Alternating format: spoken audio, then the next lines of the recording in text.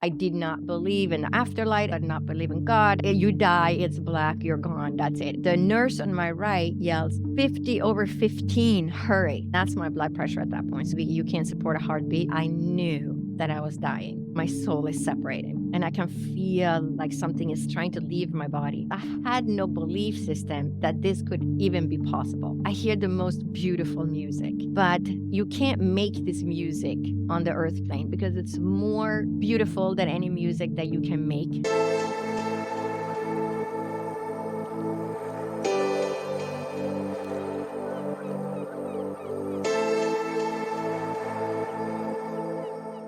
My intensive 8-week course, Alchemy, launches in June, where I will walk you through balancing each of the lower 3 energy centers step by step to propel you naturally into an opening of the heart and a profound spiritual awakening. Spots are limited and are filling up fast, so click here or check the description to learn how to use your alchemy to create effortless magic, to take those lower, dense emotions and transform them into bliss, abundance, and flow state consciousness. I am here today with Dr. Lotte Valentine.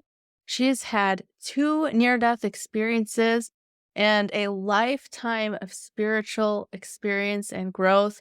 And I am so looking forward to learning more about your story, Dr. Lotte. Thank you so much for joining us. Well, thank you so much for having me as a guest. Of course.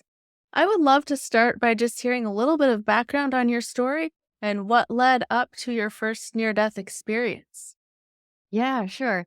So I was actually raised in Sweden, which is in Scandinavia. It's in Northern Europe. So I was born and raised there, and I moved to the United States when I was 21. And my dad was a general practitioner, a physician, and my mom was a hospital floor administrator, and I had 3 older brothers. And I was always raised around medicine. It's what my parents talked about nonstop. And all their friends were nurses and doctors, so I was always surrounded by medicine, and I always wanted to be a physician. And my dad would say, "No, don't be a physician, be a nurse." And I said, "I don't wanna be a nurse. And if I'm gonna do this, I'm gonna be a doctor." But then, high school came around, and I was born 1958, so this is, late 1960s, early 1970s.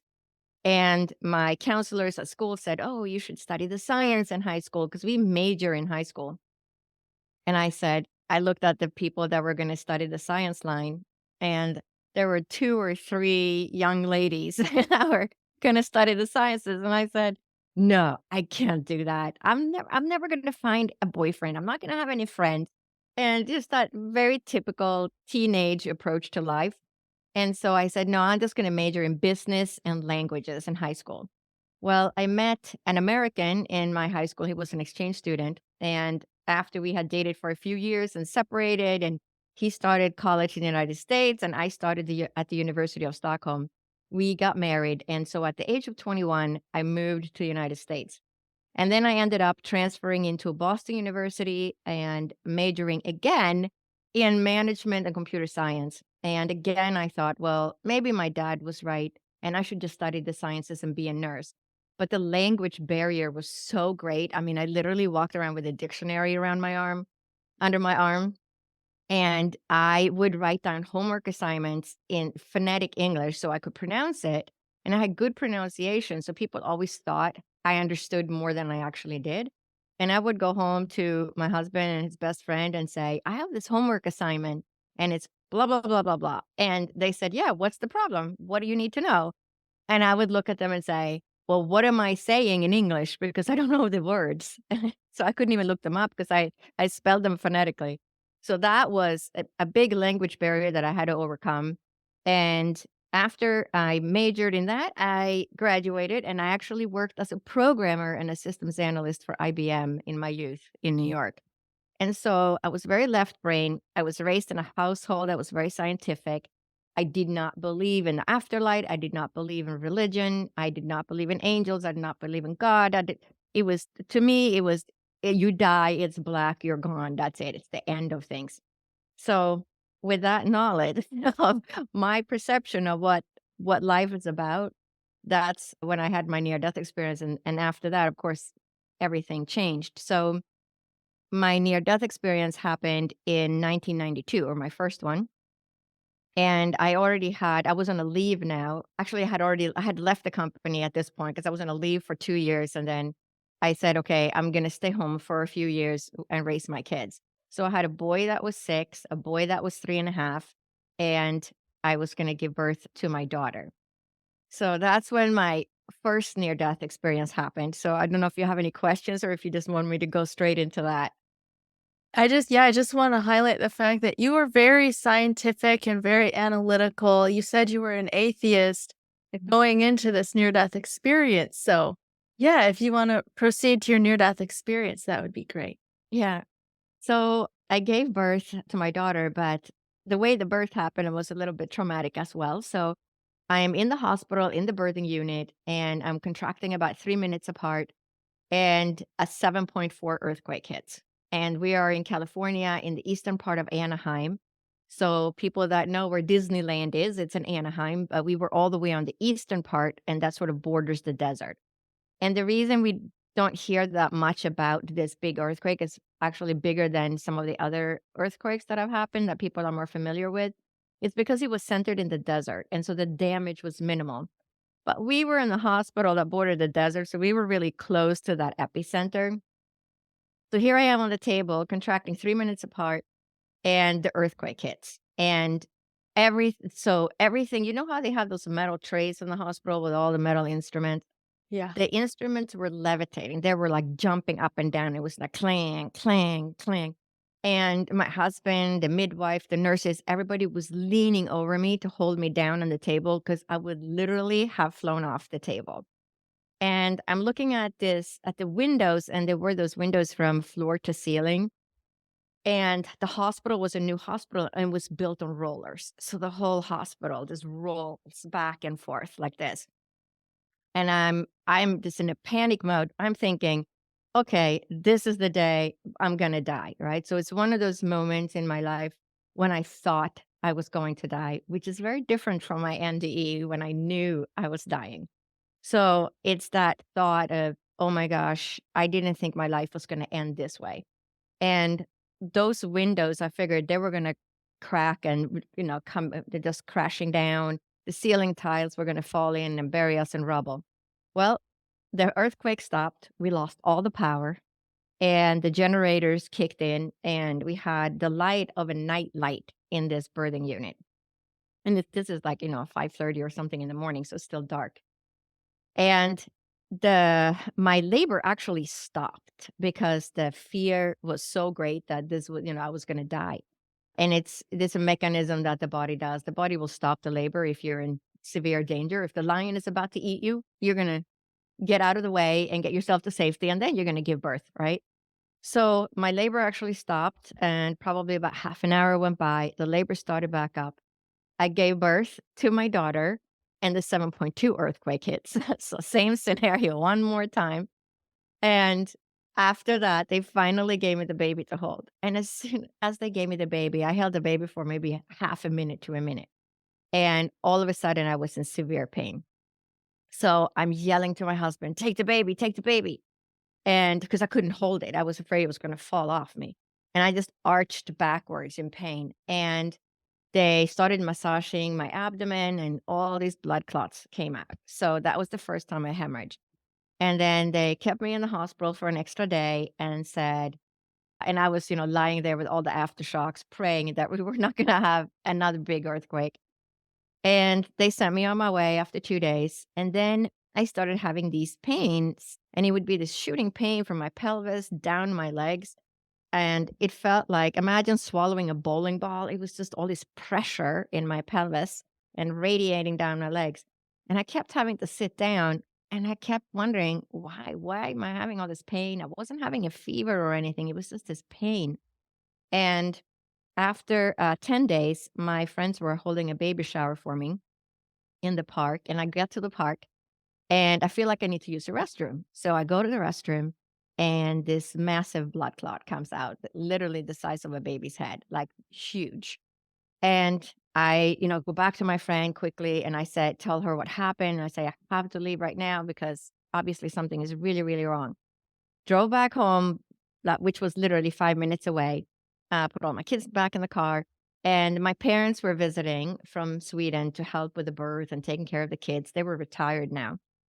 And they called my husband. He came home from work and we went to the ER. So I get to the ER and they come in, I tell them what happened, and they do a manual examination. And they say, well, there's not much bleeding going on right now. It looks like a normal postpartum trickle of blood, but we'll keep you for, observation for a little bit. Well, nothing else happened and there was no blood work, nothing. They sent me on my way. Then the next evening, the same thing happens. I had hemorrhage again while I'm going to use the restroom. And I yell to my husband and he calls the hospital and it's pretty late at night. It's like 9:30 at night. And I'm lying down on my bed and I yelled, I'm not going to the ER. They're not going to do anything because the bleeding stopped. So they said, all right, we're going to schedule you for a checkup with your doctor in Huntington Beach, California, where we lived at the time. And so the next morning, I go to the doctor and he does a manual examination and he says, well, not much is happening now. So I'm going to send you on your way. Again, no lab work, nothing. This is 1992. So I don't know what they were thinking back then. So he sends me on my way. And then the next day, actually later that day, because now it's Friday. So in the afternoon or 4 or 5 o'clock, hemorrhage again. And so we said, all right, well, this is the third day. It can't be how many linings? They keep saying it's the second lining. So we went back to the ER. And again, we get to the ER. The doctor comes in, manual examination. No, there's not much bleeding going on now, but we'll keep you for observation. And so here I am, lying on the table in the ER. They close the door. I don't have a bell to ring, and I'm just lying there. So after a while, I started bleeding again. And I'm not thinking that much about it. I was, 34 at the time. I had never really been sick in my whole life. I was in really good health. I had just studied nutrition. And so I was eating healthy. I was very healthy, happy and healthy going into this ordeal. So here I am lying on the table and I start bleeding again. And I'm thinking, well, at least I'm in the ER this time. And then is the divine interference where this nurse comes to check on me at that moment, that second, because it comes down to, seconds in the end. But the fact that she checked me at that moment, I swear she was guided, divinely guided. So she opens the door and she sees how much I've been bleeding. And so her jaw just drops and she quickly cleans it up. I can hear the call on the loudspeaker, OBGYN, stat to the ER, OBGYN, stat to the ER. And I'm thinking, well, at least they're figuring out something is wrong. So this middle-aged physician comes running in full speed, like completely out of breath, with a younger physician in tow. And he quickly says, what's going on? I told him I've been hemorrhaging this is my third day hemorrhaging. And he looks at all the bloody papers in the wastebasket. And so he gets the idea what's going on. And again, we start with a manual examination. So he does a manual examination. And as they're doing that, another one of those large blood clots comes out. And that was what broke the camel's back. So at this point, I try to sit up and tell him, I don't feel too good.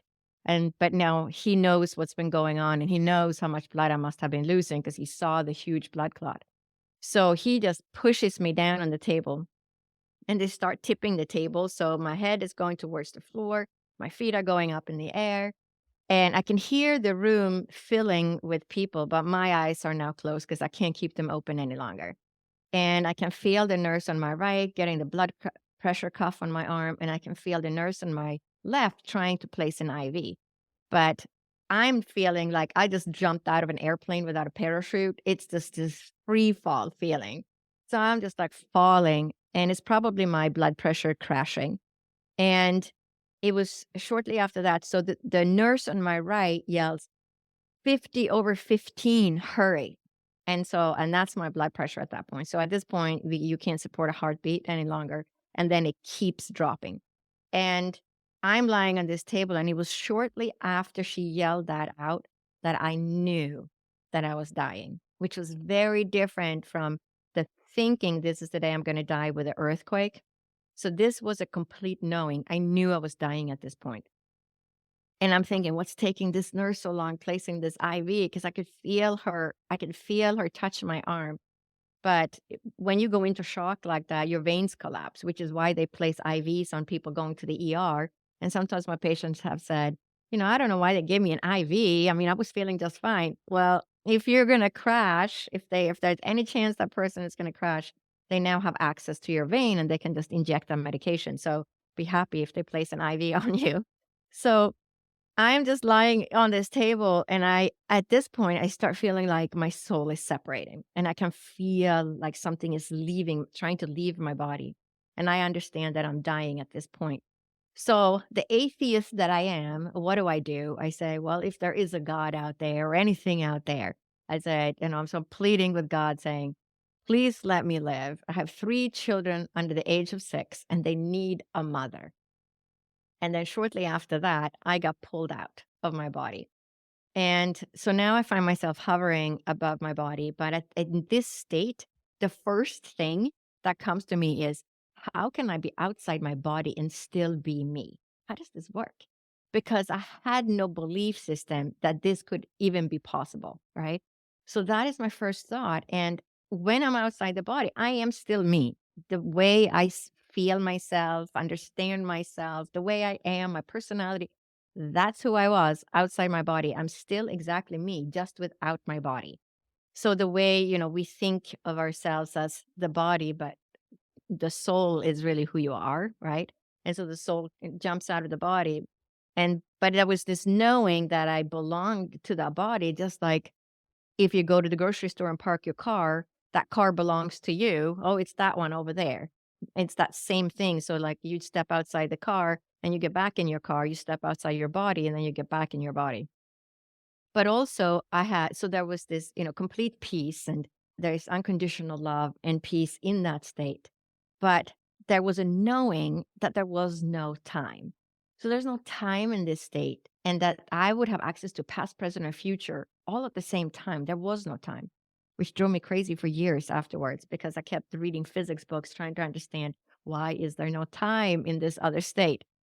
So after, I don't know exactly how long I was up, but it wasn't very long because I was also still in the room in this first near death experience. I didn't go to the other dimension all the way, just in the same room. And then I was sucked back into my body the same quick way that I had left my body because it's just a split second you're in the body and then the next split second you are not.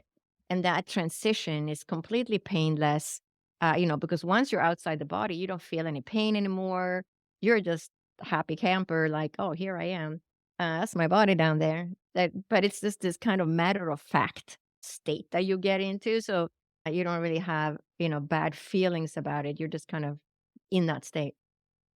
So then I'm in the hospital, so they save my life, and then the next day, I'm lying in this hospital room, and, I'm hooked up to all these, machines, but because they're monitoring me, and I started hearing the spirit world. So my sister-in-law had just passed away about 10 days earlier. And I'm still struggling with what was that experience yesterday? How could that be? Could it be some kind of lack of oxygen or what was that? Because I didn't have any belief system. Was completely unaware of near death experiences or afterlife or anything like that. So I'm trying to explain to myself my experience scientifically. It must be some form of hallucination, but it seemed so real. And, how could that happen? And then I hear my sister-in-law in the ceiling that had just passed away, and she says, "Everything is gonna be okay." And I'm thinking, "Okay, I'm struggling with what happened yesterday, and now I think I hear the spirit world." And it was almost scary because I didn't understand what was happening. And the nurse came in and checked on me, and she said, "Oh, did anything unusual happen yesterday in the ER?" Because she was probably aware of near-death experiences. And I said, "No, no, nothing at all." Because I figured if I told her, they would probably lock me up in the psych ward because I grew up with the medical stories, right? And my dad being, very like an atheist himself because he actually grew up. My dad grew up going to Sunday school every Sunday since he was 3 years old, but he ended up not believing in it and not pushing religion on his family. So I was very scientific in my approach. And then the spirit world kept coming back. So a year later, my second NDE happened 2 years later. So I got really sick. So let me tell you the story first because it makes sense how it leads to the second near death experience.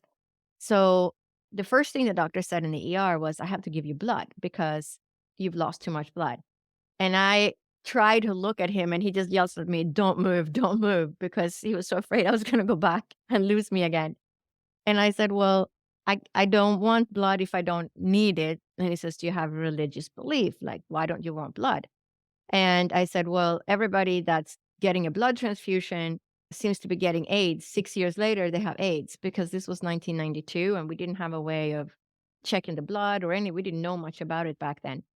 So he nodded and he said, I'll see what I can do. And so they kept me an extra day in the hospital and they kept monitoring, and I was healthy otherwise. And they said, well, you're making blood quickly, but you're not going to feel too good for the next 3 months. And so for 3 months, I pretty much just slept. And my hands and feet were ice cold, even though it was July, August in Huntington Beach, California. I was under wool blankets. And I couldn't keep my head on a pillow because my head would pound because I had so little blood in my body. And after 3 months, so my parents changed their ticket to go home twice. And then my mother-in-law came and she stayed. And now it's September. I mean, I gave birth at the end of June. By September, I could finally sit up.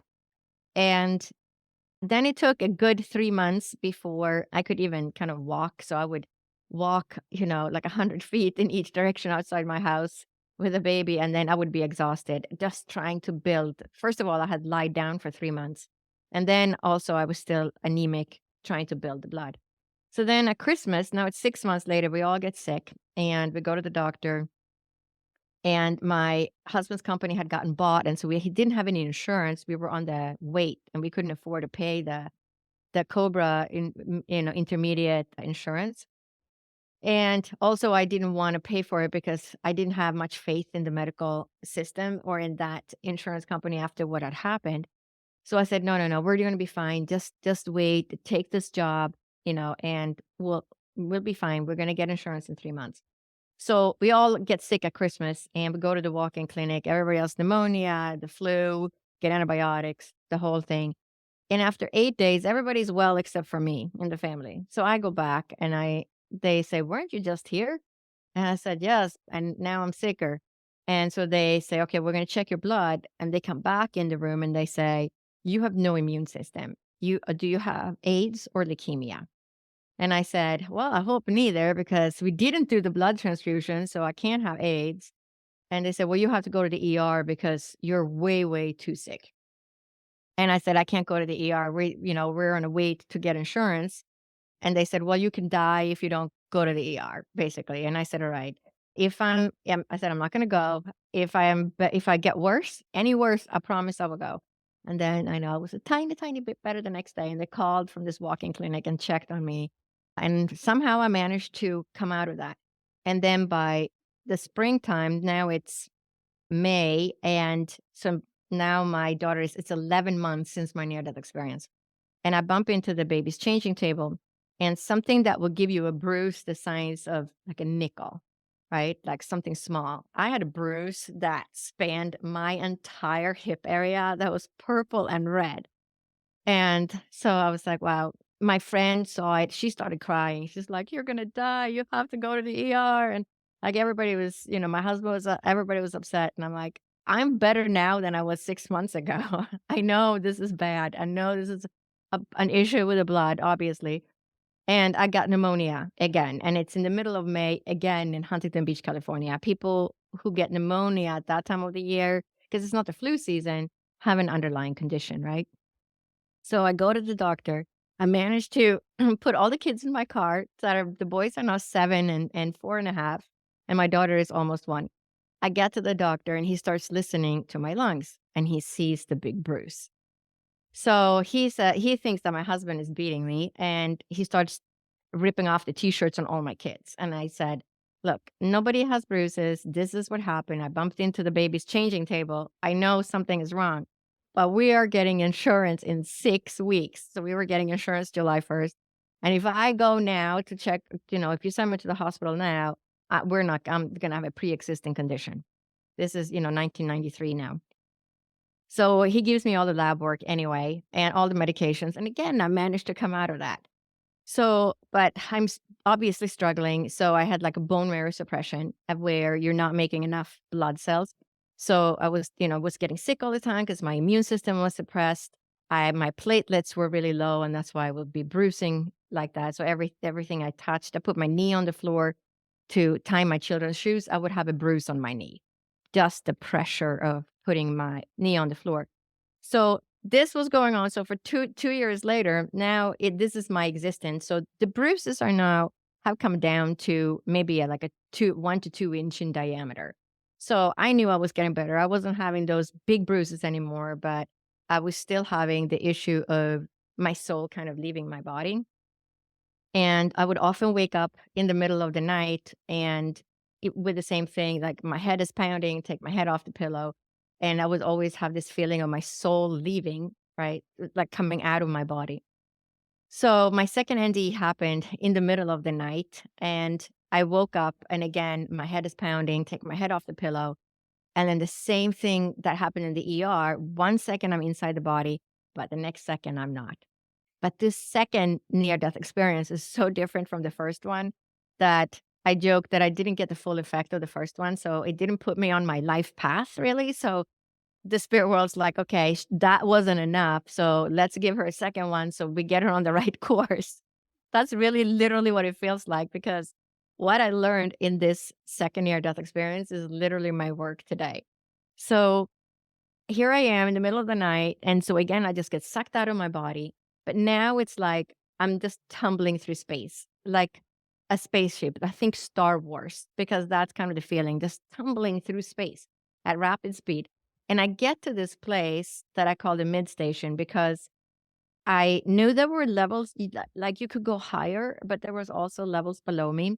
So it was that feeling of stepping into a skyscraper that has 100 floors and you press the button on floor 50, you get off at floor 50. You know there's floors above you. You know there's floors below you. You don't know what's on those floors, but you know that the floors exist. And so that's the feeling, right? So I don't know what's on those other levels because I'm on this level and that's all I can experience. So I get to this level and I hear the most beautiful music.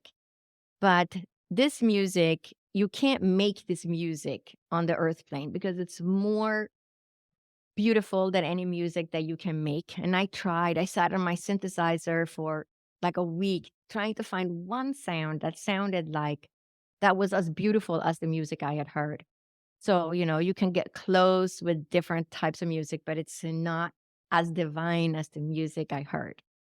Right. And I think you've heard that music too. And it's too beautiful to make on this earth plane. And as I'm in the States, I see a log cabin on my right. And so I'm thinking the music must be coming from this log cabin. So I open up the door, look inside, but it's empty. So I look to my left and I say, well, there's the same log cabin. It's literally a mirror image of the other one. I open the door and I look inside, but it's empty. But then I become aware of this growing white light. And the way that white light is so completely submerges you. So it's like if you're standing in a thick fog or in a cloud, and then somebody puts a spotlight in the fog or the cloud. You know how you were just going to be completely surrounded by this light. So it's that kind of a feeling.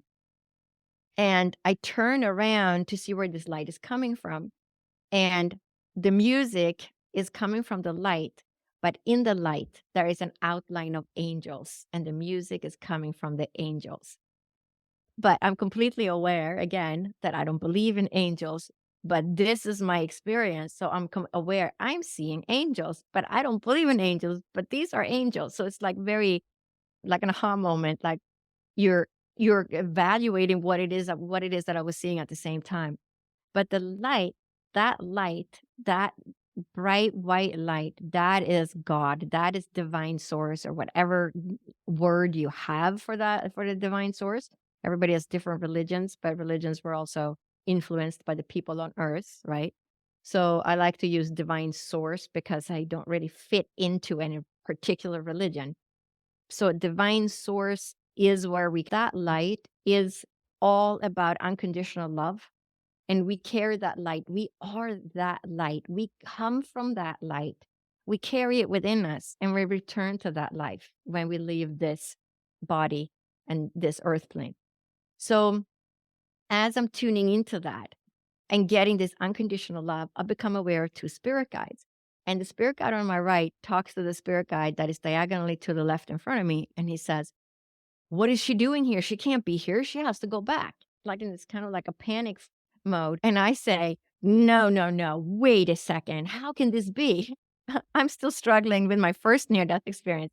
How can I be outside my body and still be me? How does this work? Like, please don't send me back. This has been my second time I'm having this experience." And the spirit guide on my left says, "Well, if I told you, you wouldn't remember, but you will remember this." And then it's like I'm standing on the moon and I'm looking down on the earth from the moon. It's like, the image just sort of appears. But then around the earth, I see this, what I called the silvery, glittery fishnet, which is basically the grid around the earth. And we didn't have Google then, so we couldn't Google these things. So I'm liking this image to a silvery, glittery fishnet because I was raised in Sweden and they have an archipelago. It's like 25,000 islands. And I was raised on one of these islands in the summertime, and there was no running water or electricity, not even a payphone back then. And I would row the boat for my grandmother when she laid fish nets in the ocean to catch fish for the family. And when she lifted those fish nets out in the early morning sun, they're kind of diamond shaped, the fish net. But it would have those water droplets on it, and they would sort of glitter and shimmer in the morning sunlight. And so I'm seeing this grid, right? So to me, my best interpretation is it looks like a fishnet because there was no images that I had ever seen, like a grid. Now you can just Google it.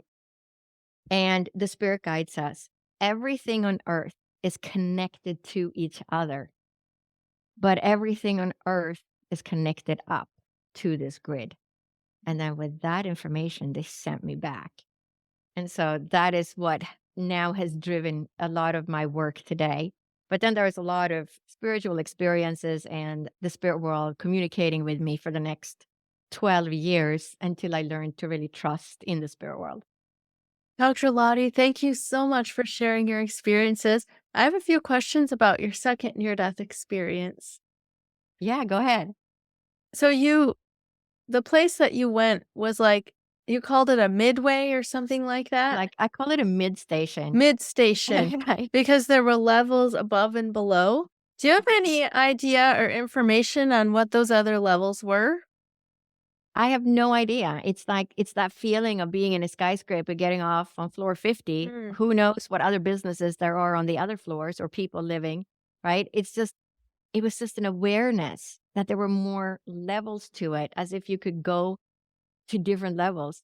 And I reached this level and it was panic. Like, why is she here? Like, she has to go back. Like, get her out of here before it's too late. I don't know what happens at this particular level, right? But it's that feeling. So, are there different kinds of levels? Like the first NDE when I was in the ER, is that I was on level 1 or level 2 because I was still in the ER, but I was outside. Like, I have no idea what those other levels could be or what that is. Mm.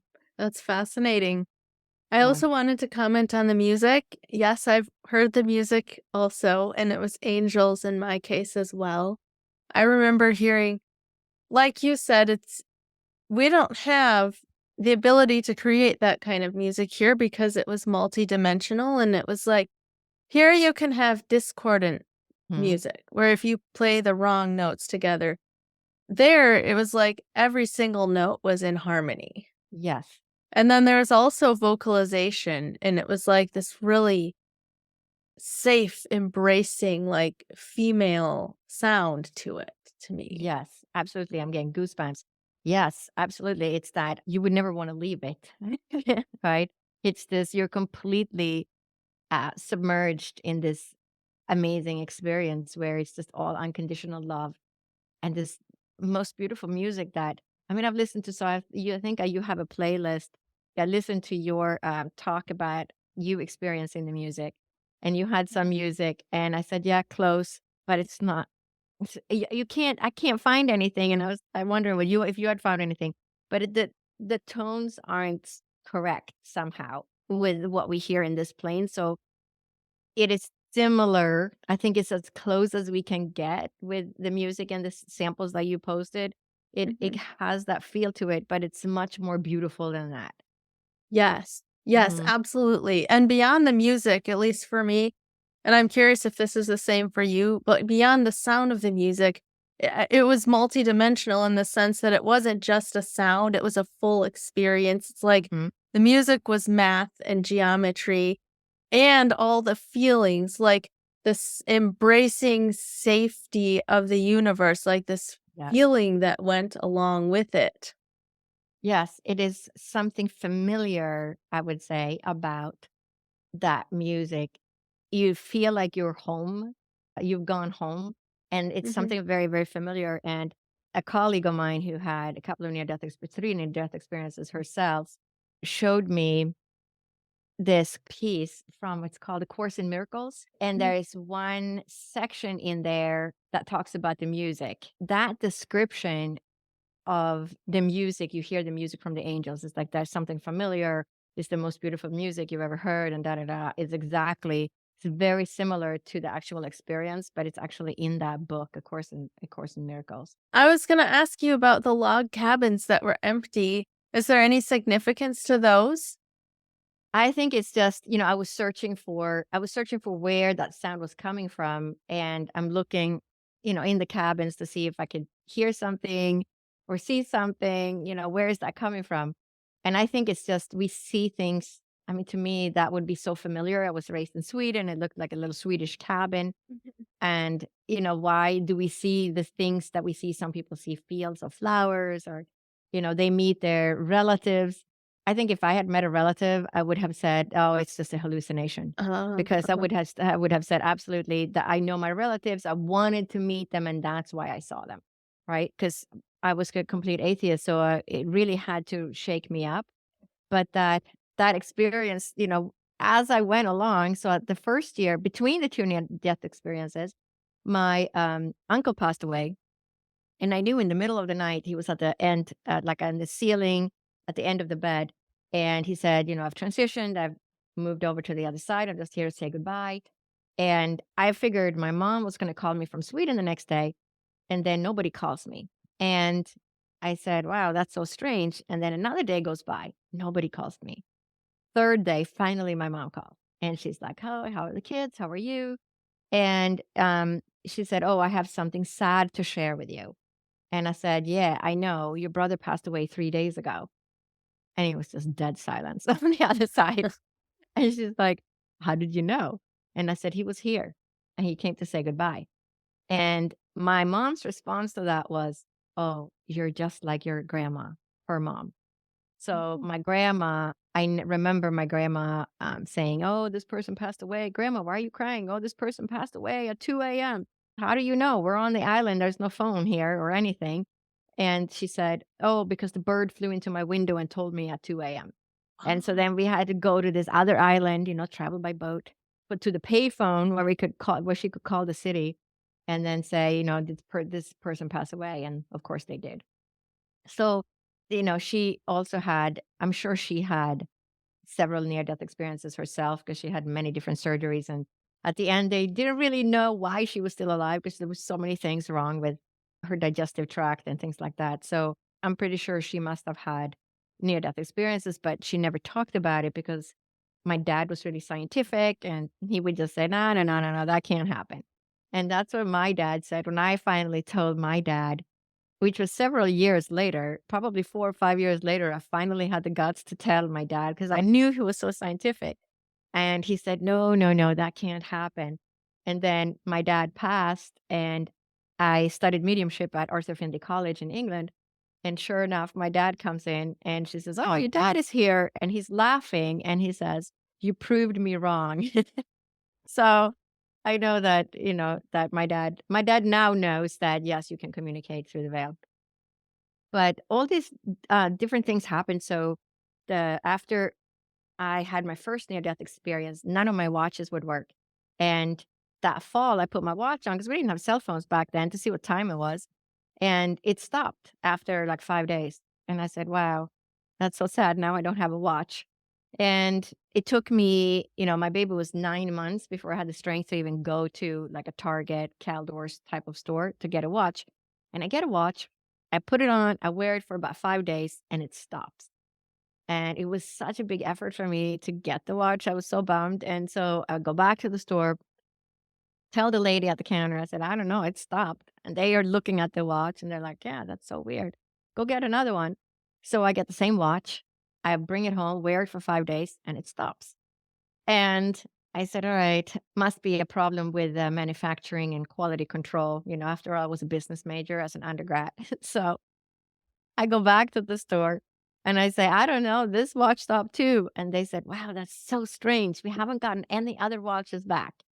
But go ahead and pick out a new one. And I said, all right, I'll pick a different brand this time because obviously there's a problem with quality control.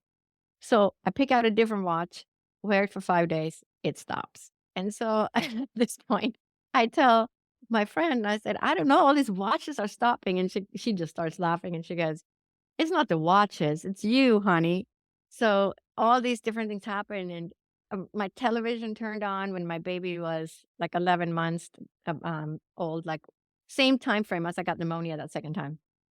And I walk by a television and it turns on. And I'm thinking, oh, the kids have the clicker outside because my boys were 7 and 4.5. So they could be, tricksters at this point. And I look outside and they're playing with the neighbor kids in the little courtyard. And I was like, all right, the clicker is on the coffee table. I bet there is a neighbor that has the same TV we do, that has the same clicker. They aimed at their television, but it went out their window into my window, hit my television, and turned it on. So I'm only 1 year out. So I'm still trying to put my near death experience into place and having all these experiences. And I go ring 8 people's doorbells. They're either not home, they're at work, or if they're home, they're saying, no, I'm not watching TV. I didn't turn my TV on. So I go back in, I walk by television, it turns back on again. So Oh, wow. that's when I'm like, okay, I get it. It's me again. So there was a lot of issues like that with electricity the first couple of years. And it took me, after 1 year, my watches would tick for about a month. After 2 years, 2 months. After 3 years, 3 months. And when my daughter was about 3, I had 16 or 17 watches in my drawer. And I only bought them with a second hand, so I knew if they were working. And sometimes they would start ticking again, so I would put that watch on for a few days. And it took 12 years for the watch to tick exactly 12 months. So at that point, I said I was finally feeling like a normal person. I had finally come back. There were a couple of those that it took 6 years to come out of the bone marrow suppression.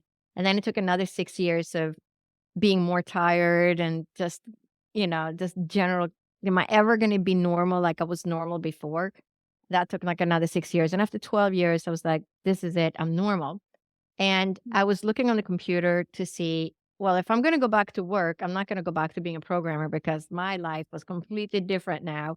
And I was here in the spirit world, coming in and telling me things about accidents that would happen, about relatives that were sick, and all these different things. And that is when the spirit world dropped in on me and said, I looked on the computer and I found this degree, and it was called naturopathic medicine. But then I realized it was a real medical school. So I said, well, I'm in my 40s. I can't go to med school now. Even if I do all the prereqs, there's no guarantee they're even going to accept me. So it's just a waste of time.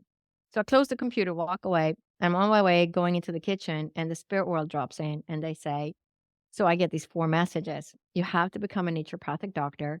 You're to combine East and West, and you're to bring messages and healing to the people, and you're to write 2 books. No, wait, 3. So I looking back up to the spirit world, like, what do you mean writing a book? I've never thought of myself as an author. And the answer was just, when the time is right, we will let you know. For now, just focus on becoming a physician. And so within 2 weeks, I was enrolled in the prereq classes at the community college. And I had to start from the beginning. I had to take advanced placement high school biology to get into the freshman biology because I was a business major as an undergraduate. So, and I went to high school in Europe, so I didn't have any of those classes. So I went through, took all the bio classes, all the chemistry, organic chemistry, the physics, and the math, and then applied to naturopathic medical school and went to medical school at the age of 54. So I started med school when I was 54. So all you people out there listening, it's never too late to change your life because look at it this way, if you're in your 50s now, you've only lived about 30 years of your adult life. So you're only halfway to 80, right? So, and what if there's people now that are easily become 100 years old. I have patients that are in their 90s that act like they're in their 70s. Mm, So, you know, don't when you're in your 50s, we used to think that life is over, but it's really not. mm. And that message of you're to write 2 books, no, wait, 3. I have gotten that message 4 times by 2 mediums in the United States and 2 mediums at Arthur Findlay College where I studied mediumship. And it's always the same. Your mother is here and she tells me you're writing a book. And she says, you're to write 2 books. No, wait, 3. And it's like word by word, it's the exact same message I received in 2004. So now my work is all about, integrating spirituality with medicine. So I work a lot as a medical medium or medical intuitive, ancestral healer, lots of different things to combine all the different things that I have experienced with my medical knowledge. Wow. So I want to ask you a little bit more about your work. I have one more question about your near death experience. What was the fishnet that you saw or the grid that you saw around the earth? Right. I mean, so now if you Google it, that, like that is the grid. But the way I look at it is there is something called, so in Buddhism, there's something called Indra's net, and it's like a grid. And so they talk about the jewels that hang at the points of this net, but everything exists within itself, right? So we're sort of living in a hologram, a holographic existence, but we are all tied together through this grid, or if you think quantum physics, we are all connected. So everything is connected. And we know that from the people that got the Nobel Prize, 2023 Nobel Prize in physics, there were 3 physicists that proved that if you take 2 atoms, pair A, and then 2 atoms, pair B, and then one of those atoms, they meet. And now they meet. So now they're entangled because they met. But the 2 atoms that stayed behind, they are also entangled because one pair from each of those pairs met. That means that the ones that stay behind and didn't meet, they're also entangled through the ones that met now because those 2 belong to the other pair. And so they proved that in physics about a year ago, but that is also what I learned in my near death experience because everything is connected to everything else. So all the people know somebody else who knows somebody else who knows somebody else, right? So we're all connected. There is only one human race. We are one human race, right? We tend to think of it as not as so, with all the wars and all the greed and corruption that's going on in the world. But we are all one human race, and we are connected not only to each other, but also to all the animals and the plants. And we are part of the earth. We are part of the earth existence. So we are literally the blood cells of the earth. And then you have all the blood cells inside of you, and you have wars going on inside of you because you got to fight bacteria and viruses and all these different things. And then we have war on the earth. So it's kind of everything exists within itself. But then the earth is part of all the different planets, and it's part of the galaxy. And it just goes on and on and on. Right. But everything exists within itself and everything is connected to everything else. So my work with ancestral healing is all about that because ancestral healing is actually a form of counseling, but the way I work with it now is the understanding of the fact that we are all connected. And so things we actually inherit things from our ancestor and we inherit it on the DNA. So we inherit trauma from our ancestors. And we know that now from actually scientific research because we change our DNA expression with trauma and then that gets passed down to other generations. So it's fascinating, and I love working with it because it helps so many people. And it could be a physical problem, it could be an emotional problem, it could be you have anxiety, or, it could be almost anything, but it all comes from somewhere. But the fact that we have this illusion when we're here that we're separate, but we really aren't separate. It's just an illusion when we go through life that we're separate from everybody else. But when we go to the other side, we see that clearly, right? That we're not separate and we're all tied together. So, but it's just an illusion we have as we're walking on the earth. Could you share a little bit more with me about how you combine East and West in your practice? Yeah. So the East and West is, I would say, the old and the new. And the way I look at it, East and West. So, East is more spiritual. They have all the old spiritual traditions in a different way than the West. And I would say that is the combination that I work. So when I work as a medical medium or a medical intuitive, I use my spiritual ability. I communicate with the spirit world, my spirit guides, to get answers about what is going on with that person. But I'm combining my Western knowledge of medicine with it. And so sometimes, and I typically get people who falls through the cracks in one way or another. Right? There's so many things we think that when we get sick, we're going to go to the doctor and they're going to fix it. But there is a lot of things that we don't know and we don't have good tests for it. And people tend to fall through the cracks a lot. So unless you have the normal stuff, you're in a car accident, you have rheumatoid arthritis, diabetes, or heart disease, right? There's a lot of other things that people can get that tend to fall through the cracks because the tests aren't that good yet. And so we can't diagnose it very easily. And, we literally don't know what it is.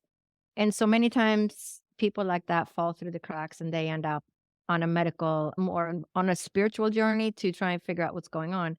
But that's where I get to combine my spiritual abilities of communicating with the spirit world or my spirit guides at the same time as I'm using my medical knowledge. So sometimes people come on the screen and they'll say, I was diagnosed with IBS. I have all these issues with digestion. I got all these food allergies. And then I look at them and I say, okay, so the spirit, I keep hearing endometriosis, which is completely different now, right? You're talking about your IBS and your food allergies. And I said, I keep hearing endometriosis. So I'm going to ask you, do you have, what is your menstrual cycle like? Blah, blah, blah, blah, blah. And then sure enough, that is the underlying issue that's going on. And then, direct them to the correct treatment because endometriosis is something that falls through the cracks a lot. And it's not diagnosed correctly. And many women have 8 to 10 surgeries before they get to what's called an excision surgeon. So there is a lot of things that get misdiagnosed easily, but then I can help them find the people that will actually get them better and have the correct surgery. So it's a fascinating journey for me as well, because I get to help all those people that fall through the cracks in one way or another. Dr. Lottie, thank you so much for being willing to share your story and experiences with us today. Would you like to share with the guests where they can find you and anything else that you have going on? Yeah, so if you go to drlottie.com, DRLOTTE.com, and then you can click on, there's so many different things that you can click on, different types of sessions, messages with your spirit guides, ancestral healing, medical intuitive, wholehearted, which is a little bit of everything. And then mediumship, evidential psychic mediumship readings, that is the only session if you want to communicate with somebody in the spirit world. And then if you look, I think it's under resources, the different classes that I offer that, come and go every month or so. I'll have different classes and I teach classes on ancestral healing in hopes to get that aha moment for people to tune into, oh, this is what I'm struggling with. And then they can create healing for that. So just teaching people how to find it themselves sometimes, to create that healing for themselves. Wonderful. I'll have those links in the show notes so people can check those out. Thank you so much, Dr. Lottie. Yeah, you're so welcome. Thank you for having me. Of course. Thank you for watching and listening. Your views, likes, comments, and shares truly make the biggest difference in supporting this channel. Don't forget to check the show notes for all the links to today's guest, as well as my links. You'll find me on social media at Love Covered Life, my website, lovecoveredlife.com, and the Be a Guest link for anybody who would like to be a guest on the channel. I have great news. Love Covered Life podcast is coming available on audio podcast. You can find it wherever you listen to your audio podcasts.